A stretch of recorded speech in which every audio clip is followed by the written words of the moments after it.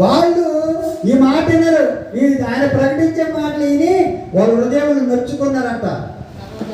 సహోదరులారా, మేమేమి చేద్దామని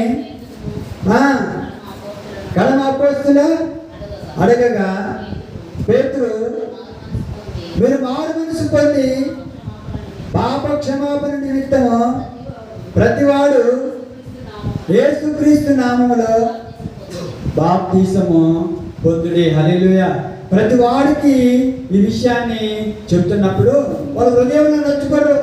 ఏంటి యోహాన్ గారు ఈ విధంగా చెబుతున్నాడు, చెట్టు వేరున గొడ్డలి ఉంచబడింది, నరికి అగ్నిలో వేస్తాను అంటున్నాడు అని వాళ్ళ హృదయంలో నొచ్చుకున్నప్పుడు ఇక వారికి ఈ విషయాన్ని తెలియజేస్తున్నాడు. ఏమనంటే మళ్ళీ ఒకసారి చదవండి. వాళ్ళ హృదయంలో నొచ్చుకొని, సహోదరులారా నేనేమి చేద్దామని పేతురును కడమ అపోస్తులను అడగగా పేతురు, మీరు మారు మనసు పొంది పాప క్షమాపణ నిమిత్తము ప్రతివాడు యేసుక్రీస్తు నామములో బాప్తిసము పొందుడి. హల్లెలూయా.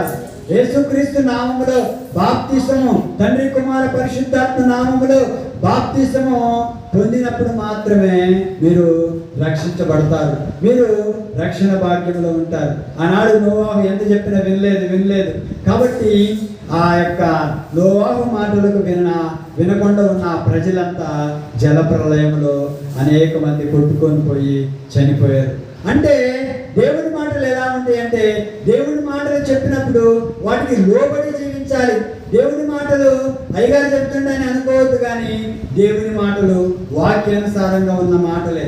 కాబట్టి ఇప్పుడే చెట్టు వేరిన గొడ్డలి ఉంచబడింది, మారు మనసు అంటే మంచి ఫలము ఫలించని ప్రతి చెట్టును నరికి అగ్నిలో వేస్తాను అంటున్నాడు. దేవుడి రాకడలో కూడా అదే జరుగుతుంది.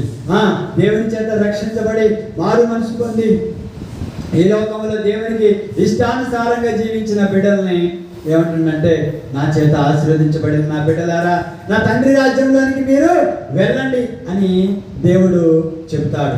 ఇక ఈ లోకంలో వాళ్ళ ఇష్టానుసారంగా జీవిస్తూ శరీరాశ, నేత్రాశ, జీవపుడంబం వాళ్ళు అనేకమైన లోక భోగాలకు జీవించుకుంటూ ఉన్న ప్రజలతో అంటున్నాడు కదా, ఇగో నేను చెప్పినప్పుడు, నేను ప్రకటించినప్పుడు మీరు లోబడలేదే, ఇగో ఇప్పుడే మీకు నరకము, అగ్ని ఆరదు, పురుగు చావదని దేవుడు ఆ నరకంలో వేస్తాడు. కాబట్టి